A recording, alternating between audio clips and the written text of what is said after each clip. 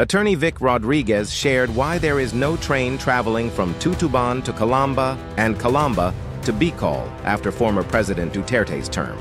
Kaya nila sinira yan. Meron po magandang programa si Pangulong Duterte. Naglagay po si Pangulong Duterte ng 10 billion pesos ng kanyang administrasyon. Nung siyang presidente, 10 billion para po gawin yung tinatawag nating rail alignment or track relocation. Ang plano po doon, iaangat sana yung mga riles para hindi na upgrade, hindi na po yung ka-level ng kalsada, hindi na kayo makakakita. Minsan bababaho yung boom kasi tatawid yung tren. Kaya po iaangat sana na magkakaroon ng elevated track. Pero hindi po sisirain yung riles. Ang gagawin po, habang tinataas yung gagamiting bagong riles, yung dadaanan po ng PNR, patuloy pong gagamitin yung lumang riles. Dadagdagan pa, papalaparin. Nang sa ganoon, magamit po ito nung tinatawag nating narrow and standard gauge train. Yung narrow, yung existing po natin, yung mga sexy, yung makikitid. So, ang plano ng Pangulong Duterte, dagdagan pa ng isang riles para magamit yung standard gauge train. Mas malapad po yun.